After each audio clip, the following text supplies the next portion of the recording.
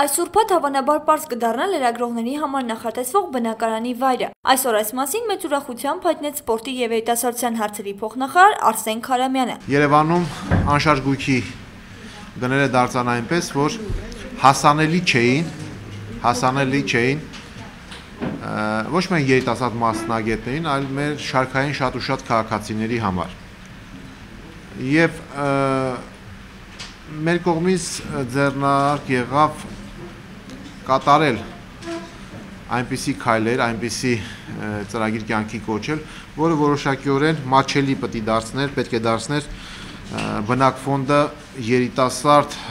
այն մարդկանց համար, ովքեր ունեն աշխատանք, ովքեր զբաղված են իրենց մասնագիտական աշխատանքով։ 74 լրագրողների, 104 մանկավարժների, 9 մարզիկների, 145 բժիշկների և 242 երիտասարդ գիտնականների դիմումներ է ստացել նախարարությունը, որոնց ընդհանուր թիվը կազմում է 450, սակայն նրանցից միայն 300-ը հնարավորություն կունենան ձեռք բերել մատչելի բնակարան, մնացած 145-ը կհայտնվեն սպասողների ցանկում։ Այս ծրագրի ավարտը 13 թվականի փետրվար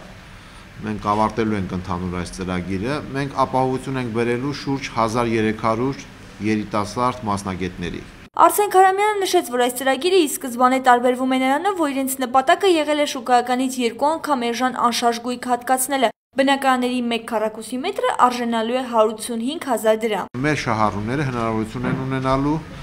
մրցույթում հաղթող ճանաչված բանկի միջոցով ձեռք բերել մատչելի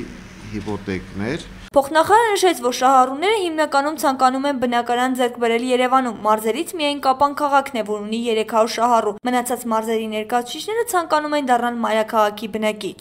Անի Բաղդասարյան, Հովիկ Գրիգորյան, Սլաքեյ։